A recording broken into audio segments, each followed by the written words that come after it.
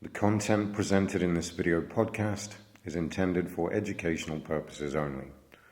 It does not promote or condone any illegal activities or the use of illegal substances.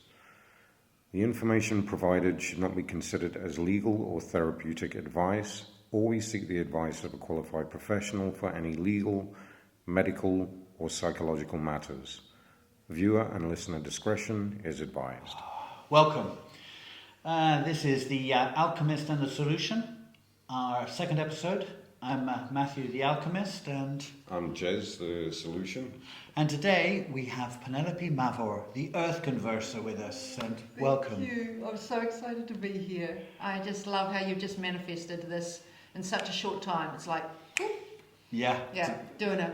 it's amazing. Yeah. No, I have another project that I shot in 2014, and I finished it this week. And this one we thought about it 3 weeks ago, and this is already our second filming.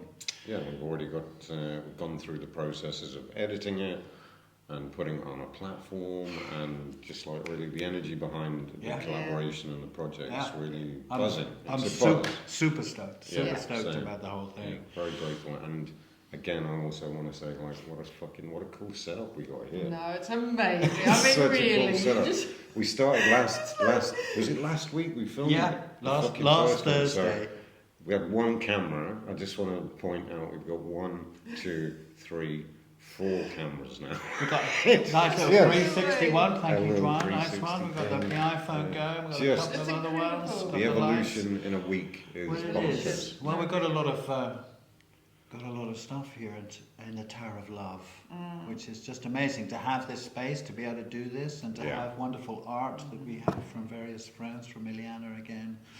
So And just walking in the door, like coming into here, it's like a little, I don't know, sort of like a liminal space of possibility. Yes, it's a little portal into another space, which is basically what we like to talk about a lot. Well, So portals to other portals spaces. to different spaces.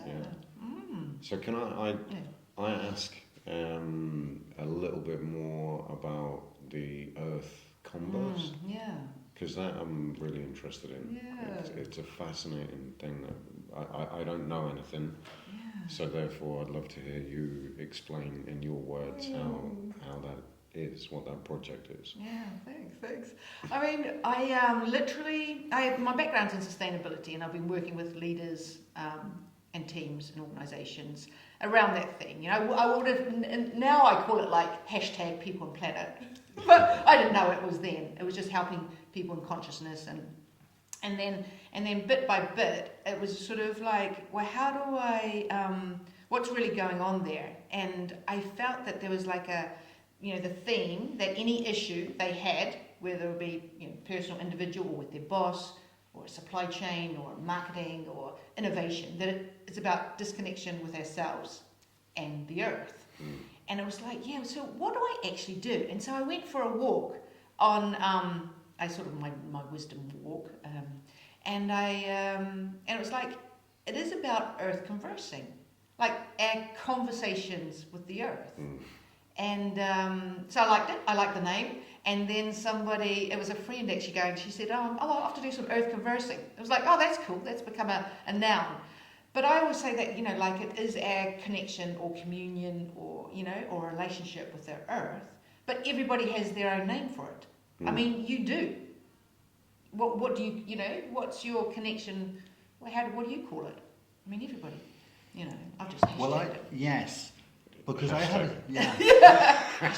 I have a similar thing which I call my creative soul, which is that energy which is connected to the earth and to the sun presence above, and so I think of it much more as that sort of alignment that goes through me, and that's a lot of the work I did with Inner Alchemy is doing that and grounding yourself in the earth.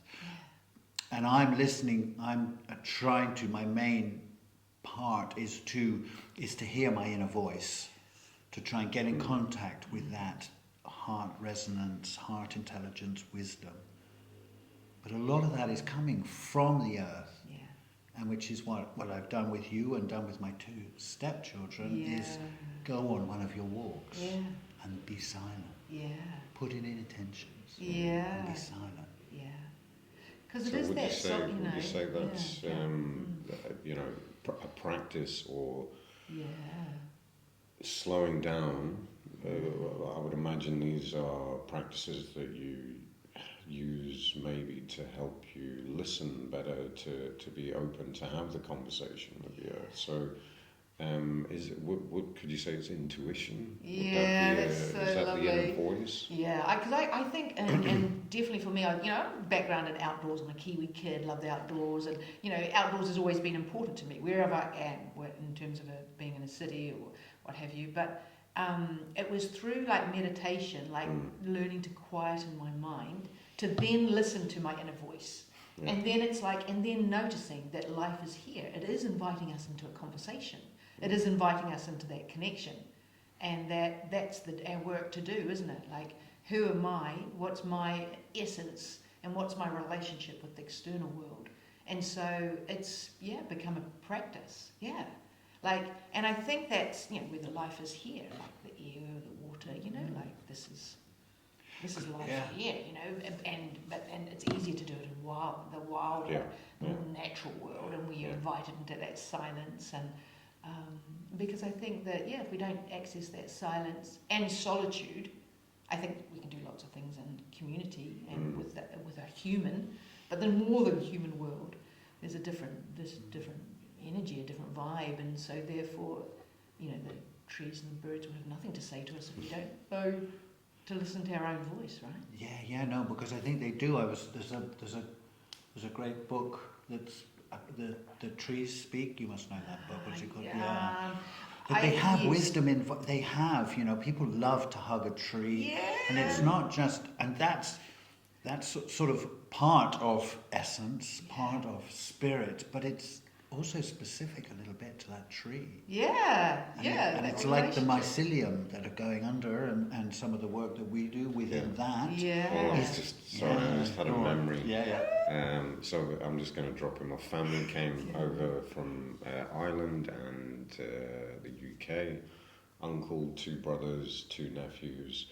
At the start of May, they came over to the island, and we did a mushroom trip together. And my brother's 50, Frank, and he's been in a factory all his life, and he's got the 2 kids, and he's doing the grind, and he's got the cars, and he's just doing everything right. It's societally, and within it, he's got this golden little Buddha inside him as well, and wisdom, and I introduced him to mushrooms in a conscious way, in a intentional way, in a ceremonial setting a couple of years ago. So off the back end of that, he wanted to do a family one, so we organised that. Wow. Who else was involved? My uncle Gerard, his son Aidan, my nephew Lewis, and my eldest brother Eamon. How old are they all? Just what are their ages? My uncle's 70, my eldest brother's 57, Frank's about 52, Lewis is 37, and Aidan's 22. And then myself's 45, so these 3 generate blessed to be able to do this type of thing. Wow. But the reason that I mentioned that tree hugging thing is I've got a picture, I'll show it to you later on. My brother in the sun up against one of the palm trees in this garden, and he's just melting. He's spangled. He's just in the moment with the sunlight, with the tree leaning against it. And the next day he said, I get it. I get why people hug trees. He was like, fucking get it. It was holding me, hugging me, telling me everything's going to be okay. So I get it, I get the Earth Converser, and for me the meditation thing has always been mushrooms. Mushrooms are the thing that have helped me be fully present to experience that intuitive communication with nature. So that's just been the But how did you get there in terms of the meditation to the mushrooms? Like, what is the practice to get there? What is the practice to get there? Yeah, because Take mushrooms. yeah. Was But it is your main route? No, you know? so yeah, I mean, Yeah. but that was my way in. That was like without having a meditative practice before. Yeah. When I started doing mushrooms more, intentionally and with a different awareness than when I was a kid, it felt like the ultimate meditation. It felt like the ultimate presence, tool of presence. In that, you're so disconnected from all the thoughts and the programs that keep you disconnected from nature and your surroundings and the universe. And so the mushroom for me was sort of it was the shortcut. Yeah. It was a shortcut to quieten down the mind, opening up the other spheres of the brain, opening up to different energies and frequencies because everything else is quiet, and then having that, seeing the energy flow between plants and yeah. So for me, it was the shortcut, but once you've had that shortcut, it's always there. Yeah. It's that pathway, that doorway is now always open. If I now go into nature, I can't not see the energy flow, the patterns, the light, the pathways that you might not normally see. You just so yeah, for me it opened that doorway up, which is now open and left open. Yeah, you can't go back on that consciousness, and the sort of the heart space neural pathways are open, and your body remembers that. Yeah. Yeah. I come from it's much more slower, like the meditation, the vipassana, and then the vision quest practice, like going out. What's the vision quest practice? Yeah, just sort of it's the ancient human practice of going out and just solitude, being on your own, no solitude, food, fasting, no water. yeah, exactly. And I went through School of Lost Borders. It's called. It's a rites of passage organisation in the States. And studied from the sort of like the learning from all the indigenous cultures and ancient traditions, and then putting it in a modern rite of passage, which is severance, 4 days and 4 nights, and then incorporation.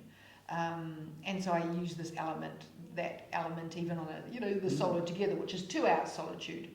I guess it's sort of like when I hear about that mushroom thing, because my mushroom experience, I've done it twice with Munai, is sort of like nothing.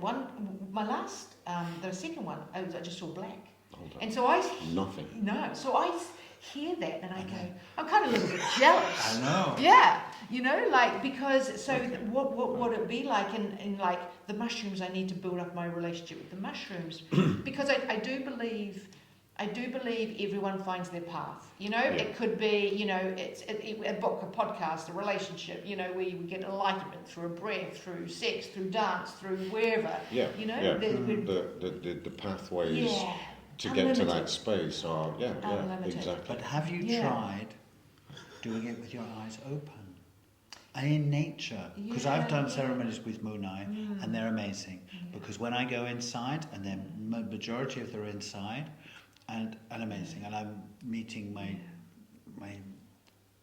mother who died when I was young. I'm meeting her father, doing all of that. And then, actually, when I was doing one with her, we'd go outside just to get a breath of fresh air, and it's like holy schmoly, because the stars. It's like, and when we do them, we spend a lot of time in nature with our eyes open and doing a mix of eyes closed, eyes open. Because when you have your eyes open, that's when you really see nature shining so brightly and all the connections. And I've always thought this would be a good way for you to integrate in, not just dive in, but dive with the eyes open. Yeah, my first ceremony with Munai was outdoors, and I did at the second one. It was sort of black, but when I went out. And I was, after the ceremony, wrapped up and I was going to go and sleep outside. I saw the stars with the constellations. You know, I could see sort of that's why the Greeks figured that out. You know, but nothing really. You know, like the lines big, in between, all the patterns in yeah, between. yeah, Amazing. Yeah, which was, I mean, it's something. So it's not sort of completely black, but that sort of intimacy that you have and that sort of heart space. It's sort of like it feels like, what is the work I have to do? What is the inquiry, or or what is the relationship I have to build to get to that point? But you're doing it. Can I do? Yeah. Do you need to do Yeah, that? That's also a question. No, I was talking to someone, I forget who, the other day. I shared a little bit with you about my buffo experience, which was like licking the toad or smoking the venom of the Sonoran desert toad, which is like it's wild.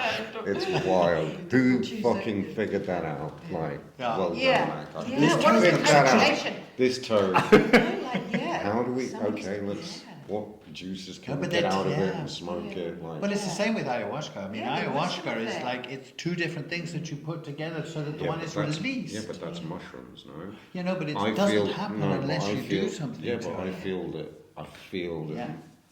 people back in the day took mushrooms, and this conversation with nature that we're talking about. Yeah. So you see the energy and the synergy between, and that maybe is where the intuitive conversation came to put these two things together. That's cool. It's interesting. Take the mushrooms to get into ayahuasca. You take the mushrooms and go, that plant and that thing, there's some synergy in there, let's put it together. Maybe the information or the wisdom came with being so open with the mushroom. That's just my biased belief. Yeah, and a deep observation, a deep reverence, a deep connection that's sort of like speaking to. We're here, we're in nature, and these things are vibing at the same frequency. Maybe I don't know. This is just a theory. Yeah. But with the buffo, I was sharing with someone about the intensity of the experience and the beauty of the experience for me. It was just pure light. And then the therapeutic aspect, as my consciousness was coming back into my body, was beyond any therapy that I've ever experienced before in my life. It was beautiful. We spoke about it on the podcast with Stefan. I sold you on doing it, but I was talking to someone else, and it was clear, like, they've got that connection all the time. So what? Do you know what I mean? Like maybe it's not. Maybe mushrooms aren't for everyone. Maybe ayahuasca's not for everyone. Maybe the things that help me get through my blockages to reach them spaces aren't necessarily the same things. Even though I feel like everyone should do it. Yeah. Because you just want everyone to have that and to have that insight that you know. And I think society needs us to fast track it a little bit. You know, I think that's also at the moment for sure to wake us up and shake us out of this sort of stupor. 100%. We need to do that. And as we were saying in the first podcast, is that you just do it to open the door, and then you work on it with intention, with practice, to keep that door open. And then if you want, you do it again. But the idea is not to be doing it too much. But what is your practice? What is your, because it's about experience. It's that's basically what it's about. We're just trying to get to whatever our personal intentions are. It's about the experience of essence, or whatever you want to call it. So what is your practice to an extent? It's sort of like I just love it. I think I've got a little bit of a mission of have a intimately expansive relationship with the world. And so I think it is. And I'm a leadership coach. This is what I love to do. I love conversations about our consciousness and and personal development. I get quite serious about that. What are your practices? But I think it's just fascinating. I think it's and why wouldn't you be curious about yourself? And why wouldn't you try different things? We constantly sort of have been invited to try different things. And so I just have, I could, list from, waking up. I always, greet the morning. I say goodnight to the night. When I walk into a shower, I'm blessing the shower, or try that. There's little sacred rituals every day, So just the life that's here, the mini pauses during the day, where you feel the breeze on your skin, or you invite in the non-human world, or what have you. So there's that. I think in terms of I'm constantly curious about that, or getting into our bodies, feeling that. Can I feel myself on the chair now? Can I feel my breath now? While I'm in connection with you. I think that's fascinating. And and then there's sort of the core practices would be meditation, so that vipassana meditation, and also what does that mean to you? Yeah, just for me, it's just. What is your practice of meditation? meditation? So it's just like a set time where you just concentrating on your breath, just focusing on that, and then afterwards, just like it's a body scan, seeing the sensations rise and fall, and not being gripped by, wanting to feel that, not ruminating, not clinging, and just noticing the changes of the sensations within. I have also expanded this through like Insight Timer. I mean, there's so many fascinating meditations, aren't there? And I also want to loosen that up. I love that piece that you were saying about the shower, the good morning, the like finding the sacredness in every moment and everything. I think that's beautiful. Yeah. Is there any advice to that piece that you would be able to share? Like, what does that to bring sacredness into every moment? How could we do that? I don't know. Because it's a really beautiful thing. Yeah, it is, isn't it? There some Taoist or something? Isn't that? I know very limited about Tantra. But it's the similar thing. Isn't that part of the tantric philosophy? Is that it's not just about the sexual intimacy, but it's about. What did you say? Intimate and expansive relationship with the world. That's such a good. Is that your purpose? Is that something you have written down, or you just? I declared it. Excellent. I declared it. It's so good. I was like, because that sounds like that. Yeah, but that sounds like that. Every moment is a beautiful intimacy and sharing and conversing and communicating and offering reverence to every moment. Yeah.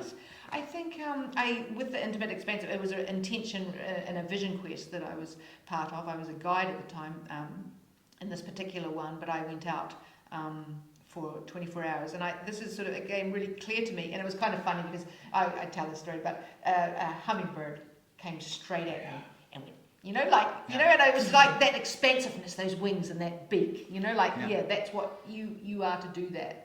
And it's so therefore, when you have an intention, it's like your creative intention, isn't it? Like you're constantly just reminding yourself of that, and that's intentionality. But that's just going over time where we were unconscious and we're just increasingly becoming more conscious, isn't it?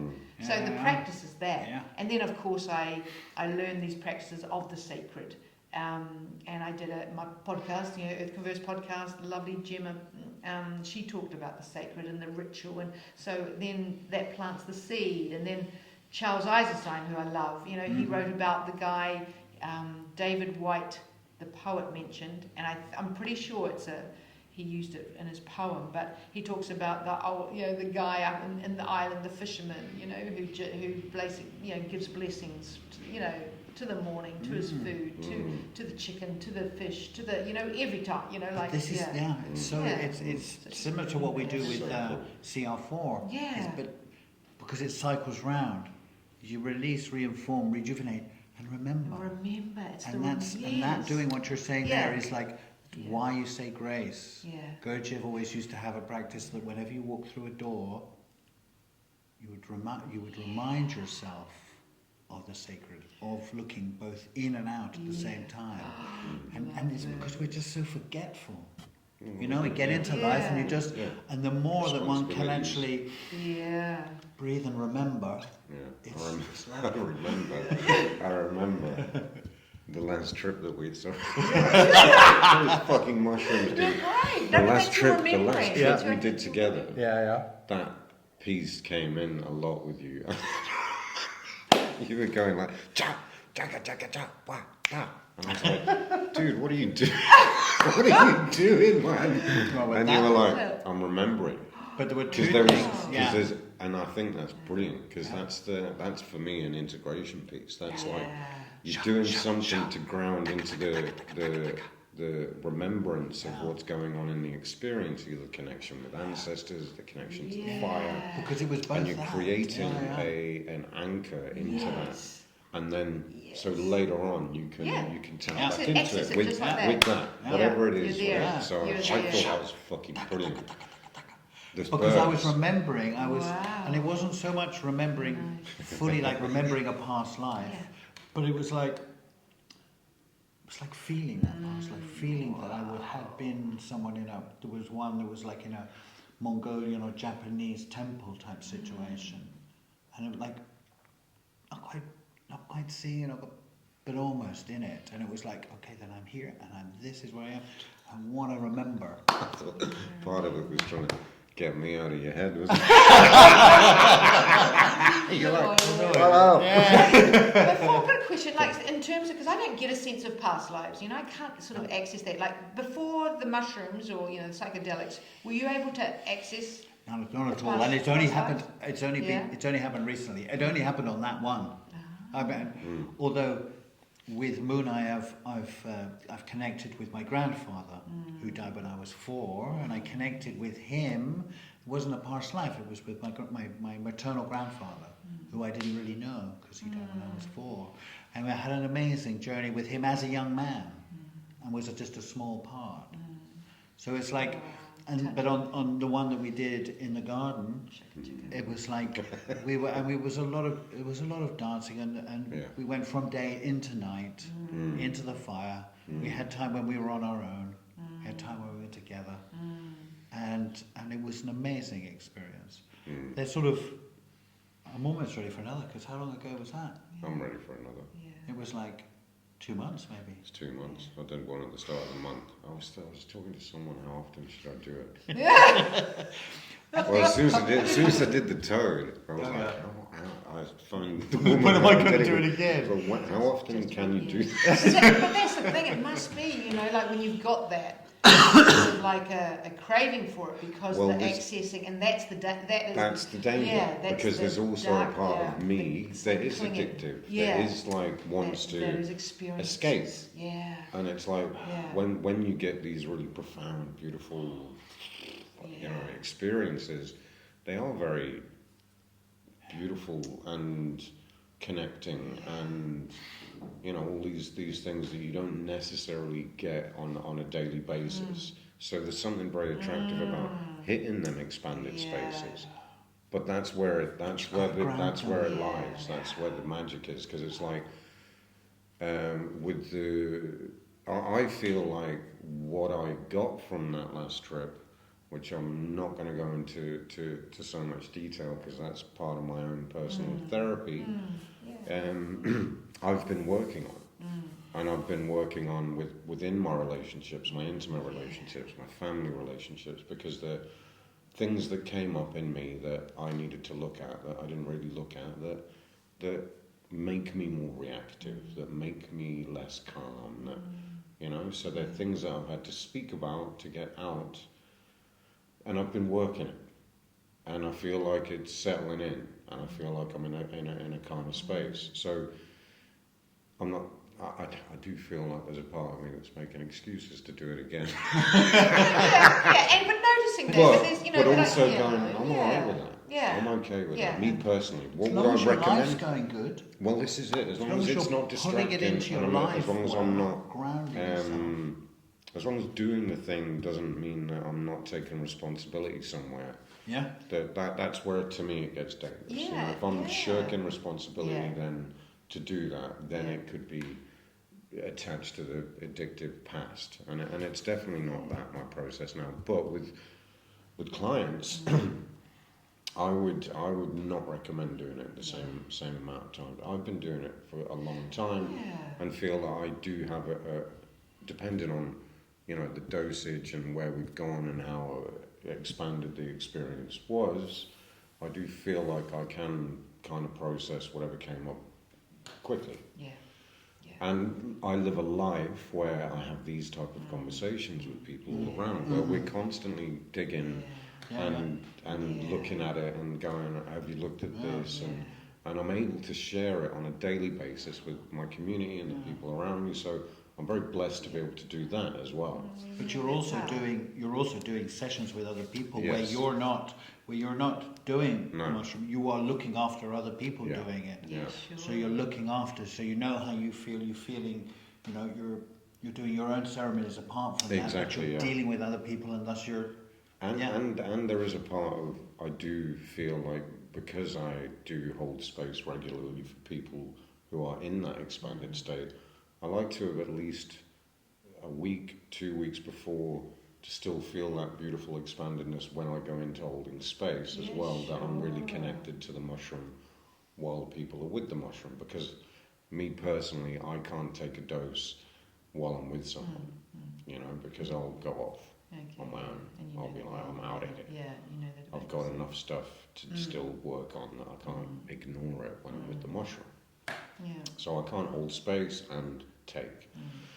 But with clients, I would say if they were to do it on a regular basis, maybe 3 times a year, sort of, is a nice space. I think What I that's good, feel in between is, as long as you've got good support to help you integrate the experience. Which is I think for me, I feel that's a nice maintenance, and enough in the experience to babbling now. But it brings up a couple of things for me. Like actually, like you have to experience it. To be the guide, you have to know what's possible. So I can imagine that's actually, it's going, what else is my own potential? So what else can I see? So the sort of going back and wanting to do more ceremonies, for yourself.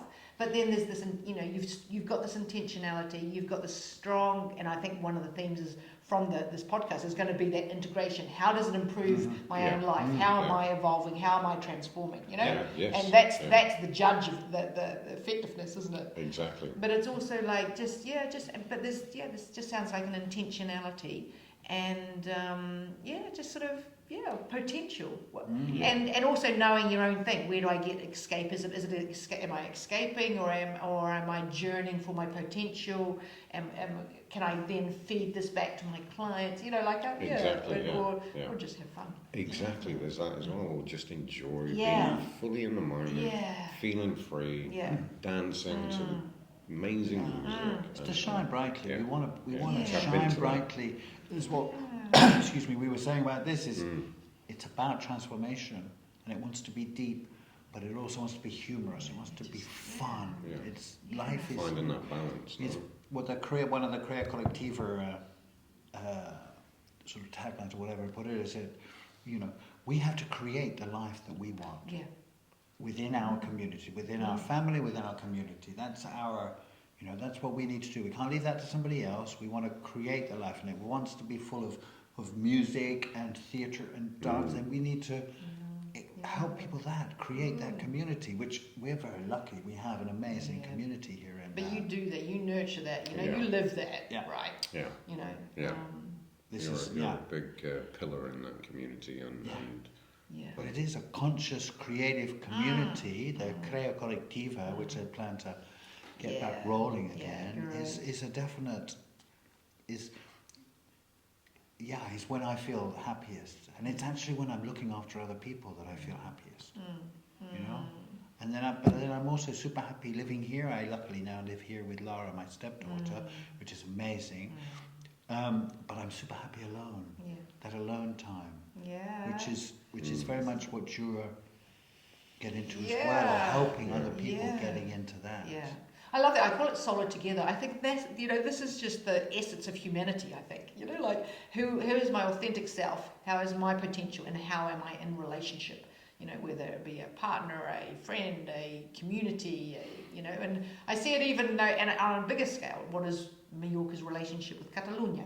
I think that is. I think it's just a, it's agency. What is my agency? But what is my communion? I think it's a constant dance. And but I'm an introvert, so I like solitude. I think that solitude is really important. Whereas actually, my challenge is actually to be in community. You know, to co-create, to want to be with others, other humans. You know, my comfort zone is up in the mountains by myself. You know, and you've got to come down the mountain, don't you? I know we dragged you down. Good job. Two of us here. It's not easy.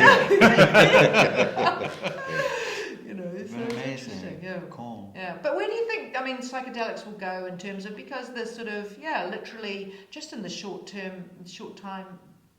I don't know. It feels a short time. The growth, literally, the spirit. It's been in the last 5 years or so, and it's suddenly now it's therapeutic in the States. The program by what's his name, Michael Pollan on Netflix is amazing. The Stamen's fantastic fungal stuff on Netflix. It's a lot of it is legal in England now under therapeutic guidance. Yeah.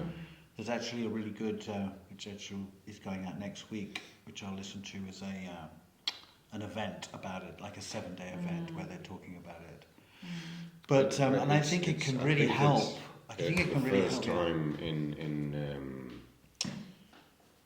in civilization where it is so openly spoken about with everyone now. As we speak, it's like microdosing, psilocybin. They can be a conversation between absolutely anyone now. Whereas, like even 5 years ago, you're a little bit like, should I share with them what's going on? And now it's like, dude, I'd be happy to speak to PC Inspector so and so about anything that I'm doing. You know, hopefully not. Joking. But of where course. do you think it's Do we do the disclaimer? We do. It always goes on. Don't you worry. I heard that on the first thing. It made me laugh. This is to try and get ads on YouTube. That's what I'm going for. No, but I feel like 7 years ago when I started and now, like the way I felt like I was very much in tune with where it was going, and I was very confident with where it was going. Unless you dragged me in. Yeah. But kicking like and screaming. Kicking and screaming. But it's really beautiful that these beautiful plant medicines, because also what comes with these beautiful plant medicines, it's not just the psychedelics, it is all the other things. It is all the mindfulness, the slowing down, the meditation, because it's not just the one thing. It's connection to soul. It's a real connection. connection. It is. Yeah. And all of these things are becoming more and more into, you know, the collective consciousness as well, not just the psychedelics. They've been there, and they're all coming up together. I feel I'm very optimistic. I've got this beautiful optimism that it will continue to expand, and that consciousness connected to all these beautiful modalities will expand, and the change that can come from that on a societal collective nature. Well, I've got this really like, are we going to get to a tipping point? Is there going to be a thing where it's like, okay, this shit's not working anymore. This shit's not working anymore. Well, you look at America. You look at any political system anywhere in the world nowadays, virtually, and it's a fucking mess. Yeah. But it feels like the last dying grips of the old guard on a really antiquated system, and I do feel like what we are doing, it's like when I came back to Mallorca, I was in Mallorca. I was working. I worked at Damien and Kira's studio for a bit, and then I worked at a restaurant, and I was just like drinking, partying, you know, having a lot of fun. It was great. And then I went to Germany, had a child, came back, and I was like, I need to figure out some of my stuff. So that was a big part of and I had this theory that I would to grow successfully, I had to somehow find the Freemasons on the island. I had to somehow connect to the fucking Illuminati. That's why you found No, but this is so. what my perception, that's what I'm saying, what my perception of the Illuminati are is very different to what it is now, is very different to what it is now. Rewilding of the mind. Exactly, because I do feel that I found that community, and that illumination within myself. Right. So it's that we are the Illuminati. We're going to get into big Hold on, disclaimer. But what I think yes, there's a better word for us, maybe. Illuminated. Fuck. Is, like the leaders, like where is it changing at the systemic level? Like we know that politicians or leaders are doing psychedelics. Where is it on their personal life? But how are they incorporating it? To change those systems, change that way of leading, change that way of decision making. That's where that's really exciting. Like what's possible then? How do we otherwise? We know. Like I remember reading this. Article. It wasn't about psilocybin, but it was just about performance drugs in the in the financial industry. And I know some people say that cocaine was put in the in the 80s for the bankers, to get that adrenaline and and aggressiveness and just to make that system work. So it's sort of like just what's possible for the collective, and when we'll see that. When does it transfer from the ceremony, the individual enlightenment to what actually like integration on a day. So I have a question. Go on. I'm going to forget that. I'm the same. If I don't get it in now, oh no, it's gone already. No, but you won't be able to listen. You're working with leaders, okay, doing courses with quite a lot of people who are whatever high or highest level of in whatever. How are they? Are they? Because I hear on like Huberman or Sam Harris that they're taking them and they're going, all these CEOs are doing this. Do the people that you're working with, do they talk about it? Do you think that they are doing it? Do they? And how do they interpret it? There's a corporate, like in terms of the corporate lead, I think there's a whole lot of corporate leaders that, in terms of the leadership programs they do, that's not part of it. But in terms of an individual conversation at dinner time, where you can sort of see where they're at.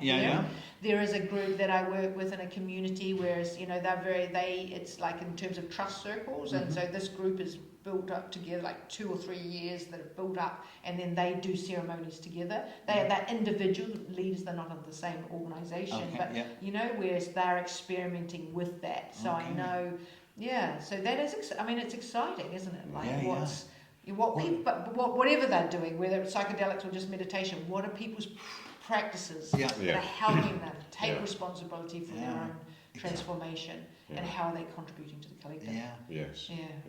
Because this is what we're after. We're after experience and transformation. That what is possible. How is your question? Has it still there? Good, that was it.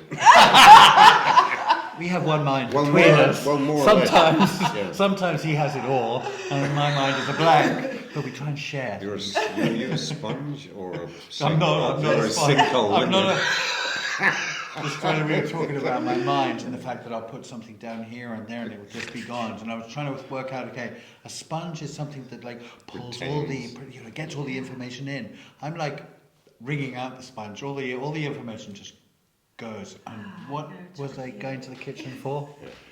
But I feel this is part of. I do feel like you do retain a lot of important information.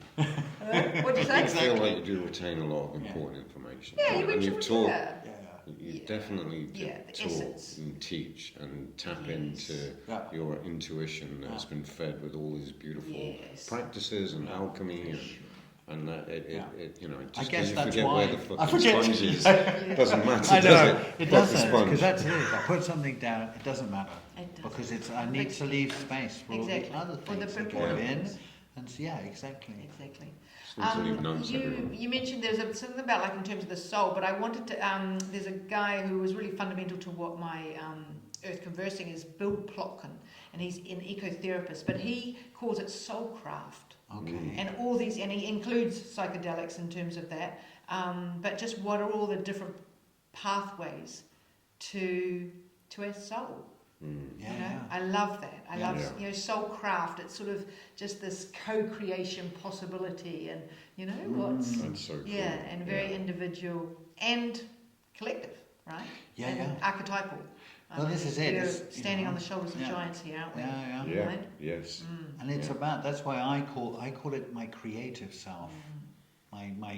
My purpose is to awaken, inspire, and connect creative souls. Yeah.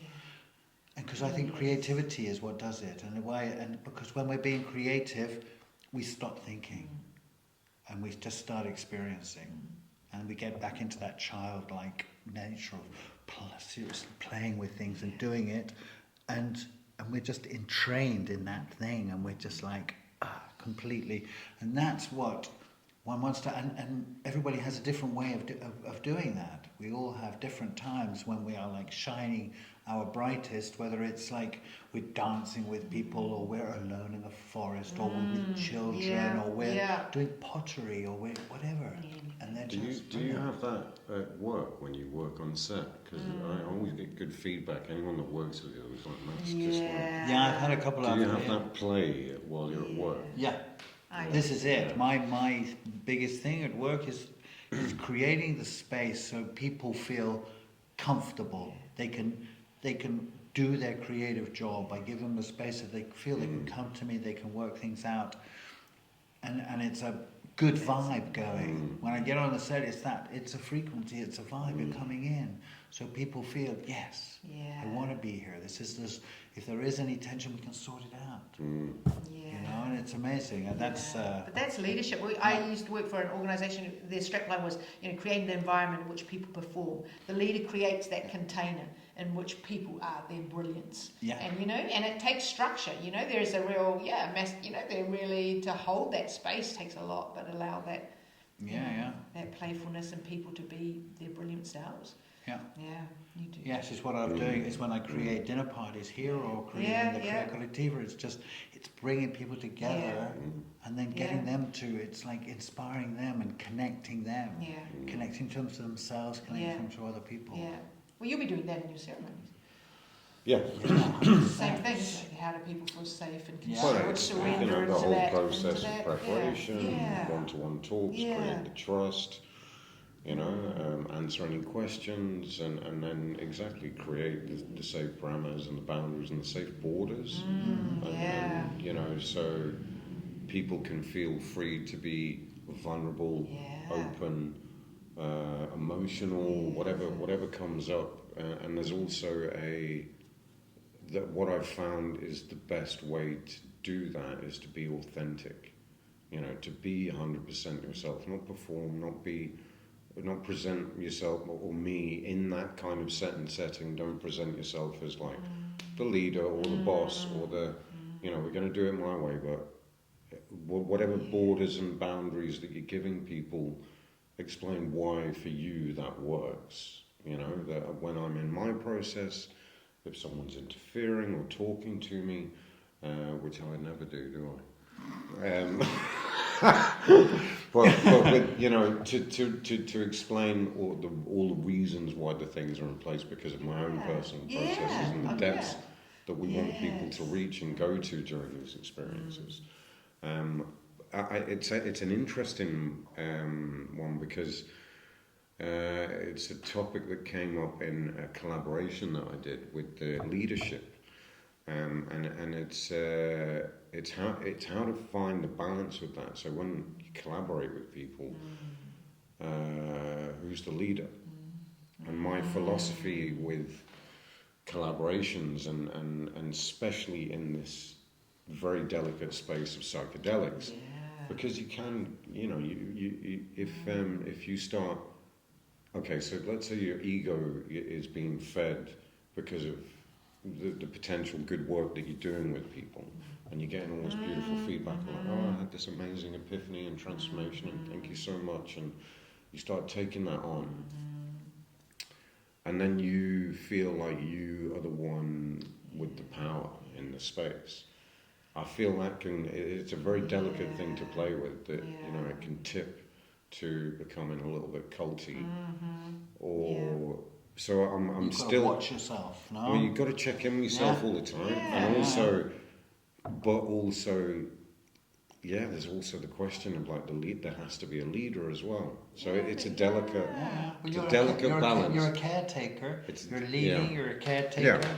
But you're wanting to give them the space so that they can feel that Exactly. they can go. Exactly. And if they need you, you're there. Yeah, this is where the collaborative process I feel works the best. Yeah.